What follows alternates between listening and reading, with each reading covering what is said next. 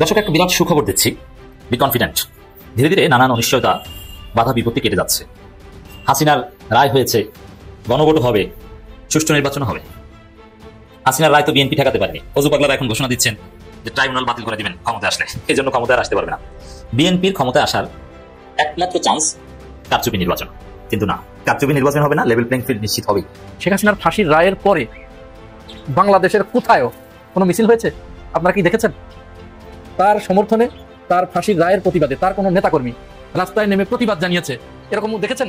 এই যে লক্ষ কোটি সমর্থক, এরা লুটপাট করার জন্য, চেটে পুটে খাবার জন্য শেখ হাসিনার পিছনে মা মা আপা আপা আপা করতো। যখন শেখ হাসিনার পিছন থেকে মধু ফুরিয়ে গেছে, তখন তারাও ফুটুস।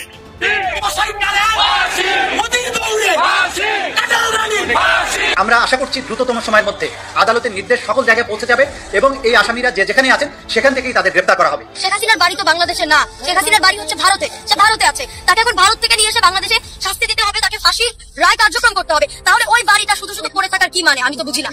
শেখ হাসিনাকে ফেরাতে সরকার নড়ে চড়ে বসেছে, বিরাট উদ্যোগ নিয়েছে। যে উদ্যোগ অনেকটা নজিরবিহীন, কারণ এরকম উদ্যোগ আগে নেয়নি। সরকার ইজ ভেরি সিরিয়াস এবং আলামত ভালো, লক্ষণ ভালো। অলরেডি কিছু সুখবর যে ভারত হাসিনার ফাঁসির রায় মেনে নিয়েছে। এই রায়ের বিরুদ্ধে একটা টু শব্দ ভারত করেন। 32 পাহারা কি আছে এখানে? তারা 32 পাহারা দিচ্ছে, ওখানে সন্ত্রাসী ধরতে পারে না তারা। আমরা চাই 32 ভাঙে ফেলতে। তারা কেন ভাঙতে দিচ্ছে এখানে? কালকে যখন শেখ হাসিনার মৃত্যুদণ্ডের রায় ঘোষণা করা হয়, সেই বিচারে একটা বিষয় অন্তর্ভুক্ত ছিল। সেটা হচ্ছে শেখ হাসিনা এবং আসাদুজ্জামান খান কামালের সম্পদ বাজেয়াপ্ত। এখন শেখ হাসিনার সম্পদ কত, আসাদুজ্জামান খানের সম্পদ কত, তার একটা বিবরণী প্রথম আলোতে দেওয়া হয়েছে। তো তার মধ্যে দেখা যাচ্ছে যে শেখ হাসিনার এবং তার পরিবারের সাথে সম্পর্কিত ধানমন্ডি 32 নম্বর, যেটা ট্রাস্ট করা হয়েছে, যেটা কালকে নির্ভর, এটাকে কেন্দ্র করে একটা উত্তেজনা ছিল। সুদা সদন আছে, আছে গোপালগঞ্জের বাড়ি, আছে ফিক্সড ডিপোজিট। যখনই জামাতের কারো ফাঁসি হইতো, রাজাকার বইলা বিচারের কার্যক্রম দেখাইতো না। কি দেখাইতো? ওই যে জল্লাদ দড়ির মধ্যে কলা দিয়া, তেল দিয়া দড়ি পেঁচাইতেছে, এই ধরনের নিউজ এই মিডিয়াতে আসতো। এবং সমস্ত মিডিয়ার চ্যানেল যায় ওই জেলখানার সামনে দাঁড়ায় থাকতো। ওইখানে আমরা দেখতাম একটা অ্যাম্বুলেন্স আইতাছে, ওয়াও ওয়াও ওয়াও আওয়াজ কইলা আমরা তাকায় রইছি। তারপরে খাট যাইতেছে এবং খাট বাইক করতেছে, লাশ নিয়ে যাইতেছে। মানে বিচারের রায় হবার পর, মৃত্যুদণ্ড দেওয়ার পর ওইগুলা তুইলা ধরতো মানুষের কাছে। এই মিডিয়া কার ইশারায় কেন ধরতো বুঝছেন তো? মানে ভয় ঢুকাই দিত মানুষের ভিতরে। হ্যাঁ, কেউ যেন তাদের রাজত্বের মধ্যে হাত না বাড়ায়, এই ভয় ঢুকাই দিত। কিন্তু বিচার কার্য কোনোদিন সরাসরি দেখায় নাই। শেখ হাসিনা নিজের তৈরি কোর্টের ভিতরে ওই বিচার ট্রাইব্যুনালে কিভাবে বিচার হয়েছে আমরা জানি না, কিন্তু রায়ের পর কিভাবে লাশ বাইরিতেছে, কিভাবে দড়িতে কলা মাখতেছে, তেল মাখতেছে এবং জল্লাদ। প্রিয় দর্শক, আজ খুবই একটা গুরুত্বপূর্ণ ভিডিও আপনাদের সামনে শেয়ার করতে এসেছি।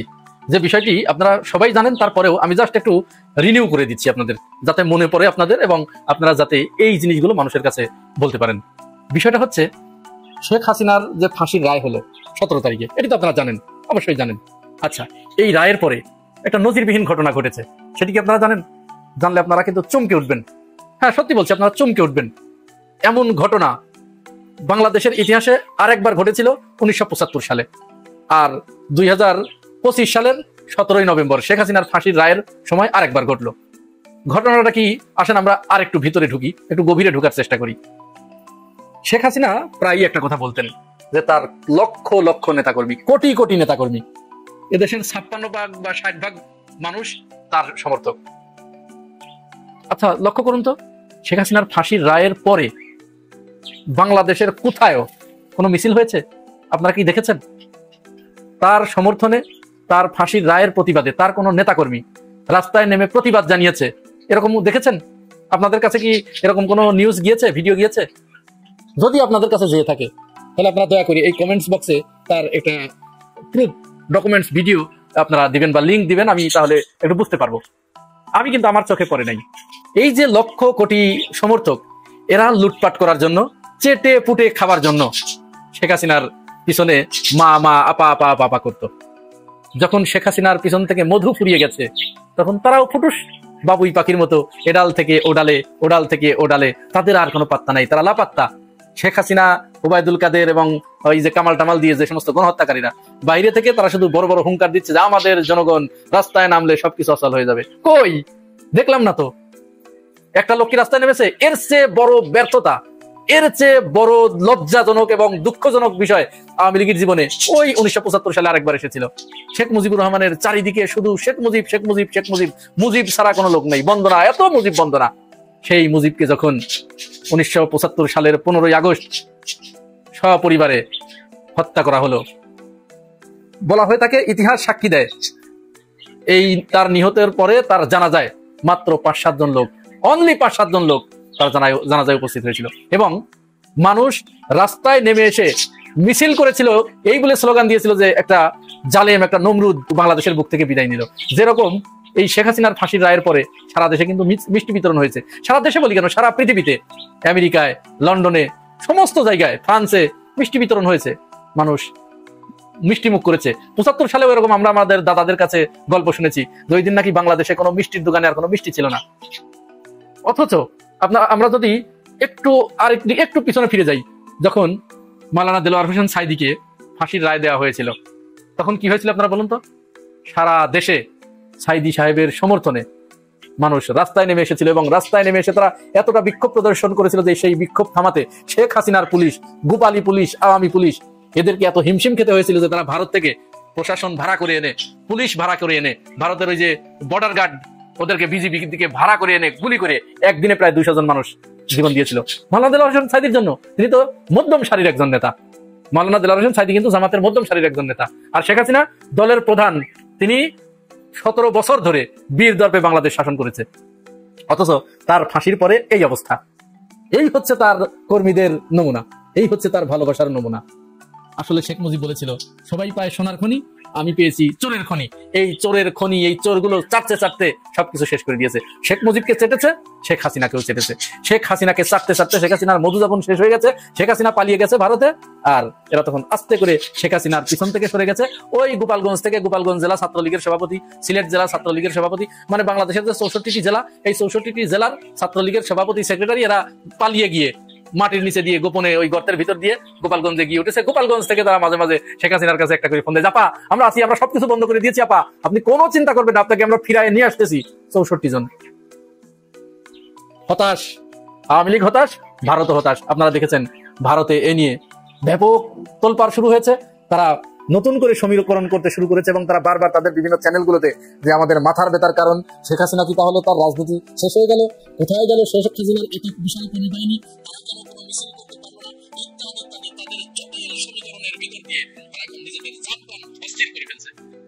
এই হলো অবস্থা। আর আওয়ামী লীগের যখন এই অবস্থা, তখন আমাদের বাংলাদেশে অবশ্যই আওয়ামী লীগের সমর্থক আছে। কোথায় আছে? বিএনপির ভিতরে। বিএনপির ভিতরে সমস্ত আওয়ামী লীগের সমর্থক গুলো, বিএনপির নেতারা, বড় বড় নেতারা আওয়ামী লীগের ওই দায়িত্বটা পালন করে দিচ্ছে।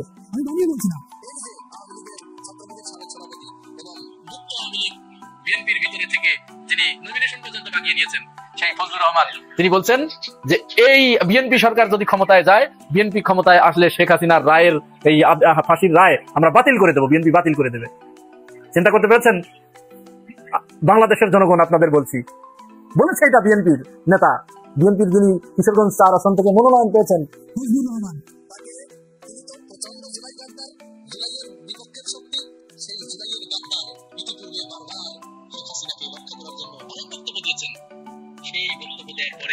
চারিদিক থেকে যখন রব উঠে গেল, এক পর্যায়ে তিনি জুলাইকে কালো শক্তির অপকর্ম বললেন, বলে আখ্যায়িত করলেন, জামাতকে ক্রেডিট দিলেন, বিএনপি এখান থেকে নাই হয়ে গেল। ফলে বিএনপি বাধ্য হয়ে কি করলো? তাকে লোক দেখানো একটা শোকজ করলো এবং তাকে দলক্ষেত্র থেকে বহিষ্কার করলো। ঠিক রাতের অন্ধকারে আবার তাকে নমিনেশন দিয়ে দিয়েছে।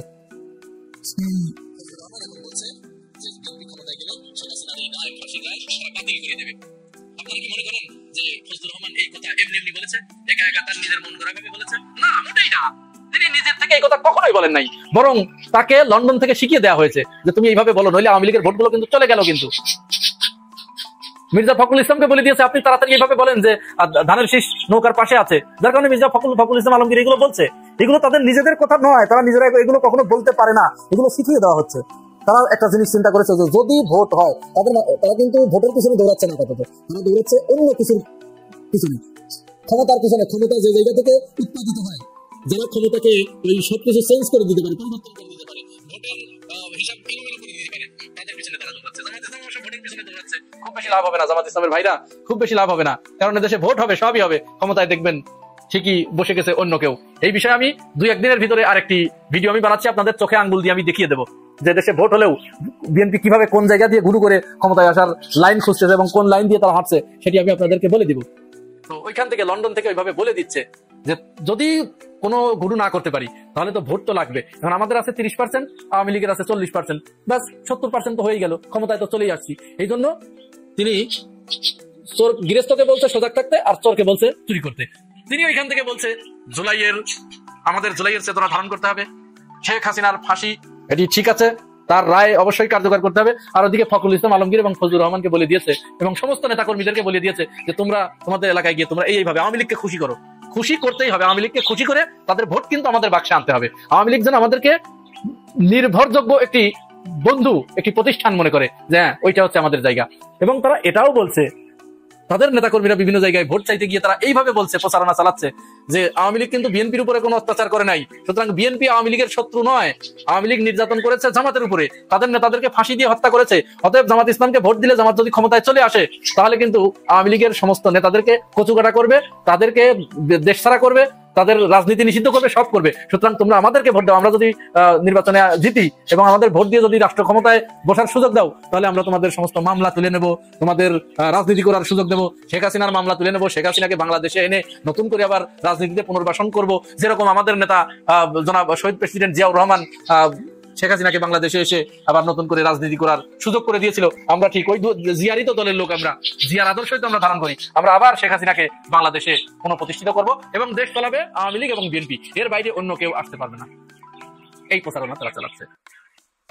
সুতরাং জনগণ এখন কি করবেন এই সিদ্ধান্ত নেবার দায়িত্ব আপনাদের। দর্শক, একটা বিরাট সুখবর দিচ্ছি, বি কনফিডেন্ট।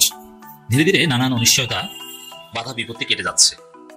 হাসিনার রায় হয়েছে, গণভোট হবে, সুষ্ঠু নির্বাচন হবে। হাসিনার রায় তো বিএনপি ঠেকাতে পারেনি। ফজু পাগলারা এখন ঘোষণা দিচ্ছেন যে ট্রাইব্যুনাল বাতিল করে দিবেন ক্ষমতায় আসলে, এই জন্য ক্ষমতায় আসতে পারবে না।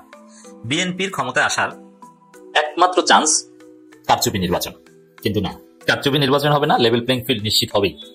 ইউনূস এটা নিশ্চিত করবেনই, আমরা আশাবাদী। হ্যাঁ, সরকারের সমালোচনা করবো, কিন্তু ইউনূস এটা নিশ্চিত করবেন। বাধ্য হবে বিএনপি লেভেল প্লেইং ফিল্ড দিতে, কিচ্ছু করার থাকবে না। এখন অন্যতম চ্যালেঞ্জ যে এই নির্বাচন কমিশন মূলত বিএনপি কমিশন, বিএনপির পার্টি অফিস। এই নির্বাচন কমিশন বিএনপি যাদেরকে চয়েস করেছে তারাই বেশিরভাগ এখানে চান্স পেয়েছে, এতে কোনো সন্দেহ দ্বিধাদ্বন্দ্ব নাই। এবং এই নির্বাচন কমিশন বিএনপির নির্লজ্জ দালালি করেছে। আপনাদেরকে একটু স্মরণ করিয়ে দিই, বিএনপি নেতা ইঞ্জিনিয়ার ইশরাক মেয়র হতে চেয়েছেন, খারিজ জেগেছে। নির্বাচন কমিশনের সাথে আলাপ আলোচনা করে অবৈধভাবে আরজি সংশোধন করেছেন 5 আগস্টের পর। তারপরে সিস্টেমে একটা রায় নিয়েছে, নির্বাচন কমিশন রায়ের বিরুদ্ধে আপিল করে নাই। আইন মন্ত্রণালয়ের মতামতের আগে একটা গেজেট দিয়ে দিয়েছে যে ইশরাক মেয়র, কিন্তু শেষ পর্যন্ত সেই খারিজ আর পূরণ হয়নি। নির্বাচন কমিশন যে বিএনপির দালাল, এতে কোনো সন্দেহ সংশয় নেই। এটা প্রমাণ করলাম যে এই যে মানে ইশরাক যা বলে বিএনপি যা বলে ওইটাই। আবার বিএনপি যখন বলে যে এই বছরের মধ্যে মানে ডিসেম্বরের মধ্যে জাতীয় নির্বাচন হতে হবে, তখনই নির্বাচন কমিশন বলে হ্যাঁ ডিসেম্বরের মধ্যে জাতীয় নির্বাচন সম্ভব।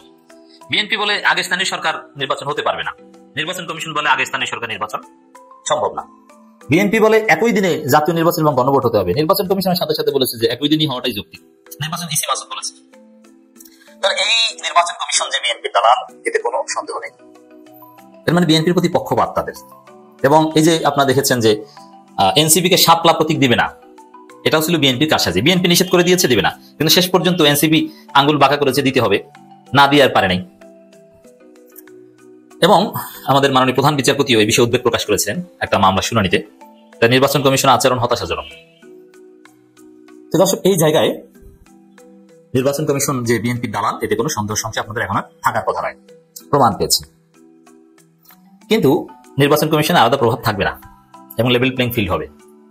রাজনৈতিক দলগুলো এবং ডক্টর ইউনূস সরকার চারদিক থেকে নির্বাচন কমিশনকে এমন ভাবে চেপে ধরছে, অবস্থা হবে এরকম ডাকসু জাকসু চাকসু রাকসুর মতো, যে ভিসি, নির্বাচন commissioner, chief returning officer, proctor 95% BNP, কিন্তু তাদের হাত ধরেই সুষ্ঠু নির্বাচন এবং ওই নির্বাচনে শিবির জিতেছে, তাদের চোখের সামনে তাদের দলে জয় বাংলা। বিএনপি মন্ত্রী ভিসির চোখের সামনে ছাত্রদল জয় বাংলা। কেন হয়েছিল? কারণ জনগণের পাওয়ার ছিল, স্টুডেন্টদের পাওয়ার ছিল যে আপনি নির্বাচনে কারচুপি করবেন, আপনার পিঠের চামড়া থাকবে না, চাকরি করতে পারবেন না, আপনি জাতির সামনে চোর হিসেবে আপনাকে জেলেও যাওয়া লাগতে পারে আপনি যদি অবৈধভাবে ছাত্রদলকে জিতিয়ে দেওয়ার চেষ্টা করেন। ক্যামেরা, পুরো জাতির দৃষ্টি, সবাই সজাগ দৃষ্টিতে তাকিয়েছে, কোন সুযোগ ছিল না, ভয়ে সুষ্ঠু নির্বাচন করতে বাধ্য হয়েছে। এই নির্বাচন কমিশনের সামনে এখন সেই বন্দোবস্ত হচ্ছে, বিএনপির পক্ষে যদি একটু পক্ষপাত করার চেষ্টা করে পিঠের চামড়া থাকবে না। সাবেক নির্বাচন কমিশনারকে যেরকম জনগণ পিটিয়ে লাথি দিয়ে জুতার মালা গলায় পরিয়েছে। এই নির্বাচন কমিশন যদি আর ফার্দার বিএনপি দালালি করে, ওদেরকেও পিটিয়ে জুতার মালা পরানো হবে, সেভাবে আইন করা হচ্ছে। বিভিন্ন আইনের মাধ্যমে নির্বাচন কমিশন চাইলেও পক্ষপাত করতে পারবে না। হ্যাঁ, যে কোনো ব্যক্তি যে কোনো একটা দলের প্রতি সমর্থন থাকতে পারবে, কিন্তু দালালি করতে পারবে না। যারা ভোট কারচুপি করতে যাইবে, জনগণ পিটিয়ে তাদের কারচুপি ছুটিয়ে দেবে, সেনাবাহিনী পেটাবে, পুলিশ পেটাবে। এবং আগেভাগে রাজনৈতিক দলগুলো কঠিন থ্রেট দিচ্ছে এবং সব চারদিক থেকে চেপে ধরছে, কোনো সুযোগ নাই, কারো প্রতি পক্ষপাত দেখানো যাবে না, সুষ্ঠু নির্বাচনই করতে হবে। এবং বিএনপি কিন্তু বুঝে গেছে যে লাভ হবে না। এই যে প্রশাসনের বিভিন্ন জায়গায় বিশ্ববিদ্যালয়গুলো বিশ্ববিদ্যালয় প্রশাসন বিএনপি দখল করেছে, পেরেছে কারচুপি করতে পারেনি এবং পারবেও না। জাতীয় নির্বাচনেও এখন অনেক চ্যালেঞ্জ আছে, কিন্তু চ্যালেঞ্জগুলো ইউনূস সরকার ধীরে ধীরে ওভারকাম করছে এবং জামাত সহ অন্যান্য রাজনৈতিক দলগুলো যেভাবে ওয়াচডগের ভূমিকা পালন করছে, চাইলেও এখানে উল্টাপাল্টা কিছু করা যাবে না, সম্ভব হবে না। দর্শক, নির্বাচন কমিশনের স্বাধীনতা নিয়ে প্রশ্ন রাজনৈতিক নেতাদের। তো নির্বাচন কমিশনের স্বাধীনতা নিয়ে প্রশ্ন, নির্বাচন কমিশনের নিরপেক্ষতা নিয়ে প্রশ্ন, নানান ক্ষেত্রে নানান প্রশ্ন আছে। কিন্তু এই প্রশ্নগুলো এখন উত্থাপিত হচ্ছে বলে জাতীয় নির্বাচন আগে এগুলি সমাধান হবে। আপনি কি মনে করেন? এত রক্ত, আপনি নিশ্চিত থাকেন যে আরেকটা বিপ্লবের মাধ্যমে হলেও আগামীর বাংলাদেশে সুষ্ঠু নির্বাচন হবে। কেউ কারচুপি করতে পারবে না। যারা কারচুপি করবে তাদের বিরুদ্ধে বিপ্লব হবে, তাদেরকে জনগণ পেলে দিবে, মব হবে, মবের বাংলাদেশ হবে। আবার উল্টাপাল্টা করার চেষ্টা করবে এটি আমার মনে হয় যে বিএনপি যদি তাদের আচরণ সংশোধন করতে না পারে, বিএনপি এমন পিটানি খাবে। আওয়ামী লীগ তো ভারতে পারিয়েছে, ওরা তো ভারত যেতে পারবে না, ওরা বঙ্গোপসাগরে পতিত হবে। নির্বাচন কমিশনের স্বাধীনতা নিয়ে প্রশ্ন তুলছে রাজনৈতিক দলগুলো। তারা বলছে এই কমিশন দৃঢ়তা দেখাতে না পারায় তাদের স্বাধীনতা প্রশ্নবিদ্ধ হয়েছে, এমন ইসির অধীনে গ্রহণযোগ্য নির্বাচনী সংশয় রয়েছে। তো এই যে প্রশ্ন সংলাপ, এই প্রশ্ন উত্থাপন করছে, এর মাধ্যমেই নির্বাচন কমিশনের পক্ষপাত জয় বাংলা হবে এবং এটা সমাধান হবে। যত কনসার্ন আছে এগুলোর সমাধান ডক্টর ইউনূস করতে বাধ্য। রাজধানীর আগারগাঁওয়ে নির্বাচন ভবনের সম্মেলন কক্ষে রাজনৈতিক দলের সঙ্গে ইসির সংলাপের তৃতীয় দিনে এই 2 পর্বের বৈঠকের পর রাজনৈতিক দলগুলোর প্রতিনিধিদের পক্ষ থেকে এমন বক্তব্য উঠে এসেছে। জামাতের উদ্বেগ বারবার বলছে যে এটা ঠিক করতে হবে, সেটা ঠিক করতে হবে। জামাত এবার এত সূক্ষ্মদর্শী, সব জায়গায় সজাগ দৃষ্টি রাখছে। যত ফাঁকা আছে, একটা সুই ঢুকার ফাঁকা, ওটা জামাত আটকে দিতে চাইছে, মানে কারচুপির ফাঁকা। একটা সুই ঢুকবে, মানে ওখান থেকে কারচুপি করা যাবে, এই ফাঁকাও জামাত রাখবে না, থাকতে দিবে না। অত সুষ্ঠু নির্বাচন হবেই, লেভেল প্লেইং ফিল্ড আসবেই, হলে নির্বাচন হতে দিবে না। আন্তরিকতা আছে, যদিও 2-3 জন উপদেষ্টা দালালি করছেন, সরকারকে মিসগাইড করছেন, কিন্তু 2-3 জন উপদেষ্টাও জনগণের পিটানির ভয় থাকবেন। কারণ বিপ্লবীরা এখনো আছে, বিপ্লবীরা যে কোনো সময় যে কাউকে ধরে পেটানো শুরু করবে, কেউ বাঁচাতে পারবে না। এটা নতুন বাংলাদেশের সৌন্দর্য। অতএব যারা চুরি করতে চান, বিএনপিকে ভোট চুরি করে ক্ষমতা এনে দিতে চান, এই কাজ যারা করবে করুণ পরিণতি হবে। জুতার মালা পরিয়ে শুধু পুলিশে দেওয়া হবে না, আপনাকে ওখানে মেরেই ফেলতে পারে। এরপর যদি সুষ্ঠু নির্বাচনের জন্য কোনো বিপ্লব প্রয়োজন হয়, কোনো আন্দোলন প্রয়োজন হয়, কেউ যদি কারচুপি করে, সেই কারচুপিকারীদের একদম জয় বাংলা করে দেবে, মানে হত্যা করবে জনগণ, পুলিশে দেবে না, পিটিয়ে ওখানে মেরে ফেলবে। এই সুষ্ঠু নির্বাচনের অভাবে বাংলাদেশে কত কিছু, এত লাশ, এত রক্ত, এত শাহাদাত, আবার কারচুপি নির্বাচন করবেন, ইম্পসিবল। সেইটা বাজেয়াপ্ত করলো কি, এটা কিচ্ছু আসা যায় না। আসাদুজ্জামান খান কামাল আওয়ামী লীগের কোনো অ্যাসেট না, কিন্তু শেখ হাসিনা তো অ্যাসেট। শেখ হাসিনা অ্যাসেট ওই অর্থে, তার এই যে 32 নম্বর সুধা সদন, তারপরে গোপালগঞ্জের বাড়ি, এগুলির কি হবে? এটা একটা বিরাট একটা, শুধু একটা ধরেন ধনী লোক, তার সম্পদ বাজেয়াপ্ত করা, তার টাকা পয়সা যা আছে সরকার মানে ক্রোক করে নিলেও তার কোষাগারে জমা হলো, সেটা একটা বিষয়। কিন্তু এখানে তো একটা রাজনীতি জড়িত আছে, রাজনৈতিক দল, ইতিহাস, ঐতিহ্য, সেগুলোর কি হবে? আজকে শেখ হাসিনার এই পরিণতির কারণে দেখেন আজকে 32 নম্বর নাই হয়ে যাচ্ছে, সুধা সদন নাই হয়ে যাচ্ছে, গোপালগঞ্জের বাড়ি নাই হয়ে যাচ্ছে। মানে তার এই সম্পদ বাজেয়াপ্তের মধ্য দিয়ে তার পরিবার, তার বংশ কিন্তু আসলে নির্বংশ হয়ে যাচ্ছে, সম্পত্তি ছাড়া হয়ে যাচ্ছে। কালকে সবার মনোযোগ ছিল যে মানে তার মৃত্যুদণ্ড একটা ঐতিহাসিক, তাই এটা ঘটেনি। বাংলাদেশের ইতিহাসে কোনো নারীর ফাঁসি হয়নি বলা হচ্ছে, কিন্তু শেখ হাসিনার কিন্তু সেই রায়টা হলো। এখন মৃত্যুদণ্ডের কিভাবে মৃত্যুদণ্ড কার্যকর করা হবে, ফাঁসি নাকি, সেটা এখনো কিন্তু পরিষ্কার না। হয়তো রায়ের পূর্ণাঙ্গ কপি পাওয়া গেলে সেটা জানা যাবে, কিন্তু আজকে সেই কপি পাওয়া যায়নি, কারণ ট্রাইব্যুনালে যেই ট্রাইব্যুনাল তাকে মৃত্যুদণ্ড দিয়েছে, সেই ট্রাইব্যুনালের বিচারক অসুস্থ থাকায় আজকেটা তিনি জমা দিতে পারেননি। হয়তো জানা যাবে কিভাবে ফাঁসি কার্যকর হবে। কিন্তু আমার আজকে সাবজেক্ট হলো যে দেখেন, আইনানুগ পন্থায় কিন্তু 32 নম্বর নাই হয়ে যাচ্ছে, আইনানুগ পন্থায় কিন্তু সুধা সদন নাই, আইনানুগ পন্থায় কিন্তু গোপালগঞ্জের বাড়ি নাই, জমি নাই, তার টাকা পয়সা কি গেল সেটা বড় কথা না। বড় কথা হলো 32 নম্বর সুধা সদন এবং গোপালগঞ্জের বাড়ি, সেগুলো কিন্তু নাই, বাজেয়াপ্ত হয়ে গেল। খেয়াল করছেন? তাহলে এই যে আইন নিজের হাতে তুলে নিয়ে জ্বালাও পোড়াও, এই কর্মকাণ্ড কি দরকার আছে? আজকে দেখা যাচ্ছে যে, খবর দেখছি যে ধানমন্ডি 32 থেকে সরিয়ে নেওয়া হয়েছে খনন যন্ত্র, যে খনন যন্ত্র নিয়ে আসা ছিল সেটা সরাই নেওয়া হয়েছে। নিরাপত্তায় সেনা, পুলিশ এবং বিজিবি তারা এখনো সেই বাড়ির সামনে পাহারা দিচ্ছে, যাতে আবার পরিস্থিতি তেমনটা না হয়। তো এগুলি তো দরকার নাই, আইনের পথে কেন মানে চলার চেষ্টা হচ্ছে না, সেটা হলো প্রশ্ন। এত অধৈর্য, এত উন্মাদনা, এটা তো একটা আইনের শাসনের জন্য ভালো হচ্ছে না। এই জিনিসটা আসলে বোঝাবে কে? এই জিনিসটা বোঝানোর যে রাজনৈতিক নেতৃত্ব, বিএনপি নীরব, জামাত নীরব, এনসিপি নীরব, বরং এদের ভেতরের কোনো শক্তি আর উস্কাচ্ছে। শুভ বিবাহ বার্ষিকী আজকে শেখ হাসিনার। 1966 সালে এই দিনে উনি বিয়ে করছিলেন। আমরা কথায় বলি না জন্ম, মৃত্যু, বিবাহ আল্লাহর ইশারায়। দেখেন, আল্লাহর ইশারায় এই দিনেই উনার বিয়ে, এই দিনেই উনার মৃত্যু পরোয়ানা জারি, একই দিনে, সব তার ইশারায়, তাই না?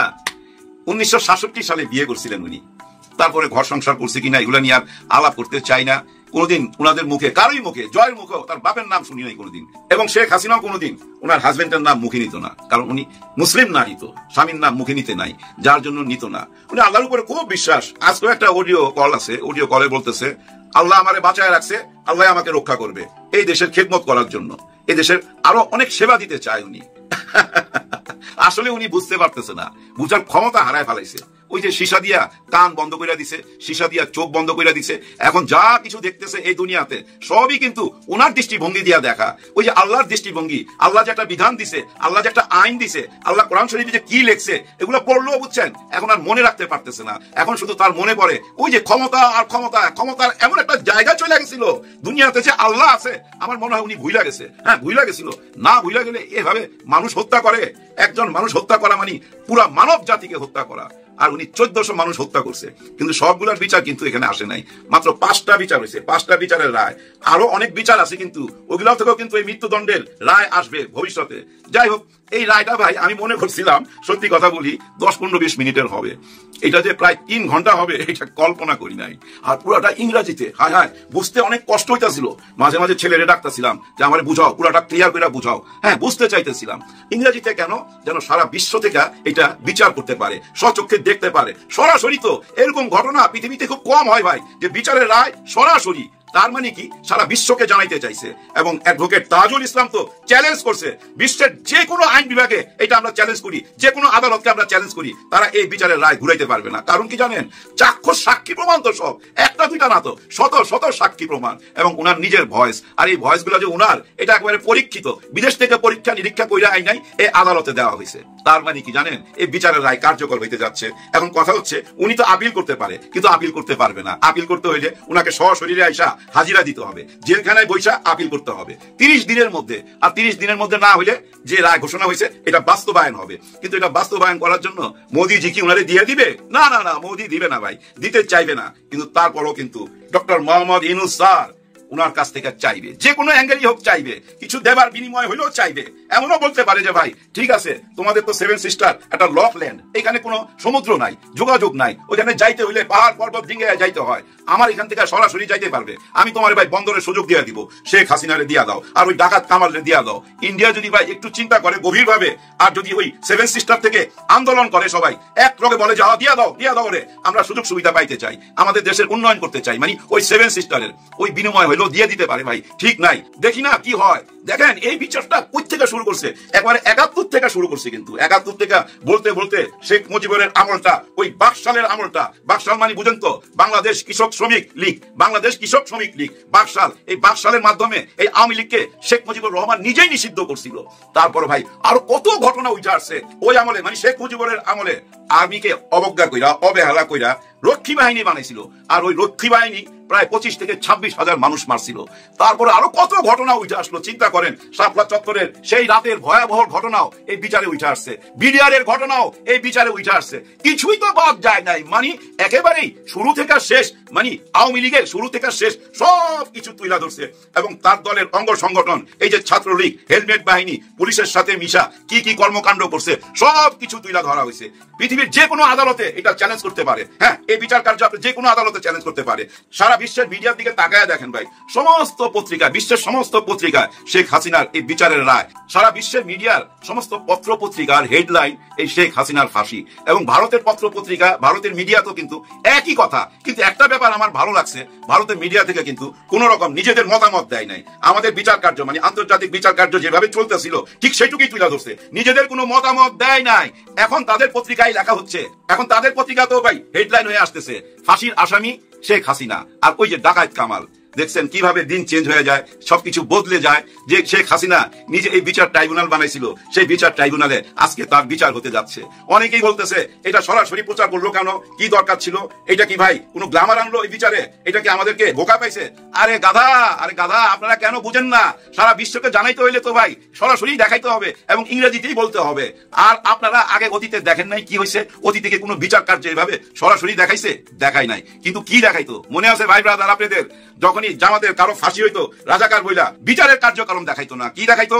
ওই যে জল্লাদ দড়ির মধ্যে কলা দিয়া তেল দিয়া দড়ি পেঁচাইতেছে, এই ধরনের নিউজ এই মিডিয়াতে আসতো এবং সমস্ত মিডিয়ার চ্যানেল যায় ওই জেলখানার সামনে দাঁড়ায় থাকতো। ওইখানে আমরা দেখতাম একটা অ্যাম্বুলেন্স আইতাছে, ওয়াও ওয়াও ওয়াও আওয়াজ কইরা আমরা তাকায় রইছি, তারপরে খাট যাইতেছে এবং খাট বাইর করতেছে, লাশ নিয়ে যাইতেছে। মানে বিচারের রায় হবার পর, মৃত্যুদণ্ড দেবার পর ওইগুলা তুইলা ধরতো মানুষের কাছে এই মিডিয়া। কার ইশারায় কেন ধরতো বুঝছেন তো? মানে ভয় ঢুকাই দিত মানুষের ভিতরে। হ্যাঁ, কেউ যেন তাদের রাজত্বের মধ্যে হাত না বাড়ায়, এই ভয় ঢুকাই দিত। কিন্তু বিচার কার্য কোনোদিন সরাসরি দেখায় নাই। শেখ হাসিনা নিজের তৈরি কোর্টের ভিতরে ওই বিচার ট্রাইব্যুনালে কিভাবে বিচার হয়েছে আমরা জানি না, কিন্তু রায়ের পর কিভাবে লাশ বাইরিতেছে, কিভাবে দড়িতে কলা মাখতেছে, তেল মাখতেছে এবং জল্লাদ এক জেলখানা থেকে আরেক জেলখানায় যাইতেছে। সমস্ত পত্রিকার হেডলাইন, হায় রে আলোচনা, প্রত্যেকটা মৃত্যু নিয়েই এরকম মজা করছে তারা। প্রত্যেকটা বিচার কার্য শেষের দিকে আইসা এই মিডিয়া ঝাঁপায় পড়তো, আমাদের কাছে এগুলা তুইলা ধরতো, আমাদের মনের মধ্যে ভয় ঢুকাই দিত। এই ভয় নিয়ে আমরা কৃতদাস হয়ে গেছিলাম, গোলাম হয়ে গেছিলাম। আর ওই গোলামি থেকে, ওই গোলামির জিঞ্জির থেকে আমাদেরকে মুক্তি দিল এই দেশের আম জনতা, সাধারণ মানুষ এবং ছাত্ররা। এই ছাত্ররা এবং সাধারণ মানুষই আমাদেরকে মুক্তি এনে দিছে। আর আইসা হাল ধরলো ডক্টর মোহাম্মদ ইউনূস স্যার। তারপরে আমরা লাইয়া গেলাম উনার পিছনে। হায় রে হায়, যেভাবে বাস দিলাম আইকাবার সারা দিন রাত 24 ঘন্টা, গত 15 মাস কিছু ভাড়াটিয়া বুদ্ধিজীবী বাস দিয়েই যাচ্ছে আর উনি বাস নিয়েই যাচ্ছে, কিন্তু ওনার মধ্যে কোনো রিয়াকশন নাই। এখন বুঝে নেন উনি কি মানুষ, কেমন মানুষ। চুপচাপ কাজ করে গেছে, অনেক বড় একটা কাজ সাইরা ফেলাইছে ভাই। এই বিচার কার্য 15 মাসে শেষ করা অনেক বড় দায়িত্ব ছিল। 8 থেকে 10,000 পাতা এই লেখনি, এই বিচার কার্য। আগে তো বিচার রায় হইতো, বিদেশ থেকে লেখা দিত, এখানে এসে রায় দিয়ে দিত। আর নাহলে শাহবাগ থেকে রায় চাইতো, ওই রায় কার্যকর করা হইতো। মনে নাই? মনে থাকা উচিত। হায় এখন আমার মনে পড়তেছে শ্রদ্ধেয় সালাউদ্দিন কাদের চৌধুরীকে। সালাউদ্দিন কাদের চৌধুরী উনি বিএনপির খুব বড় নেতা ছিল, ওনাকেও কিন্তু রাজাকার বানায়া ফাঁসি দেওয়া হয়েছে। কিন্তু উনি ফাঁসির আগে একটা কথা বইলা গেছিল, এই অপরাধ বিচার ট্রাইব্যুনাল চালু রাখতে হবে, এটা যেন চালু থাকে। এটা চালু থাকলে একদিন তারও ফাঁসি হবে, শেখ হাসিনারও এখানে বিচার হবে, তারও ফাঁসি হবে। এই কথা উনি ওই টাইমে বইলা গেছে। কিভাবে যে অ্যাডভান্স বইলা গেল ভাই এক আল্লাহ জানে। আসলে উনি ছিল বিজ্ঞ রাজনীতিবিদ, উনি চিনা ফেলাইছিল শেখ হাসিনারে, আর উনি কাউকে পরোয়া করতো না। মজার একটা কথা বইলা ভিডিওটা শেষ করে দেবো। একবার এয়ারপোর্টে ওনারা আটকাইছে, এই শেখ হাসিনার আমলে আটকাইছে কেন? উনি নাকি সোনা চোরা চালান করছে, মানে স্মাগলার। উনি নাকি সোনা স্মাগলিং করছে, সোনা। হ্যাঁ, তারপর উনি সাংবাদিকদের বলছিল, আমি জানি না শেখ হাসিনা কেন আমার সোনা নিয়ে এত টানাটানি করে, আর কি কারো সোনা খুঁজা পায় না। মানে উনি গোল্ডের কথা বলছে, গোল্ড, কারণ ওনাকে গোল্ড স্মাগলার বলছে, আর ওইটাও নাকি সোনা দিয়া বুঝাই দিছে। এইভাবে প্রতিবাদ করতো, আর ওই প্রতিবাদী কণ্ঠটাকে ফাঁসি দিয়া ঝুলাই দেওয়া হয়েছিল। এইভাবে অনেক নিরপরাধ মানুষকে ভাই ফাঁসিতে ঝুলানো হয়েছে শুধু এই দেশের রাজত্ব করার জন্য, ভয় ঢুকাই দিয়া। কারণ তার ভয় ছিল ভাই, এই জামাত ইসলামকে তার ভয় ছিল, এই ছাত্র শিবিরকে তার ভয় ছিল, যার জন্য আমরা গত 15 বছর শুনে আসলাম ছাত্র শিবির শুধু কাটে, কি জানি কাটে, রক কাটে। এখন কি সেটা প্রমাণ হয়েছে? গত 15 মাসে আমরা কি দেখলাম? আমাদের সোনার টুকরার ছেলে, তাই না? দেখেন কিভাবে লেখাপড়া করে উন্নতি করা যায়, শুধু ওই একই বয়ান। আর লেখাপড়া করার জন্য যা যা লাগে এই আধুনিক যুগে তা তাই অ্যারেঞ্জমেন্ট করতেছে। চীন থেকে 1800 কোটি টাকার অনুদান আনছে, এখানে হোস্টেল বানাবে, ক্লাসরুম বানাবে, গবেষণা করার জন্য রুম বানাবে। মানে শুধু লেখাপড়ায়। কিন্তু তারপরও রাজনৈতিক ভাবে মারাত্মক সচেতন তো সাদেক কাইয়ুম হুঁশিয়ার করে দিছে। কেউ যদি ভারতের গোলামি করে আর ভারতের গোলামের কোন দলের যদি দাবিদারি করে, তাদের প্রতি আঙুল তুলা হুঁশিয়ার করে দিছে, সাবধান করে দিছে। হ্যাঁ, সাবধান করে বলে দিছে, ওরা তো ভারতে পালাইবার সুযোগ পাইছে, আপনারা সেই সুযোগ পাবেন না। ফেলায় কথাগুলা নিয়েন না, কারণ বাংলাদেশে যত ভুটান হয়েছে, যত বিপ্লব হয়েছে, এই বিশ্ববিদ্যালয় থেকেই প্রথম শুরু হয়, তারপরে এই দেশের মুসলিম জনতা যায় তাদের পিছনে দাঁড়ায়। এই কথাটা মাথায় রাখবেন।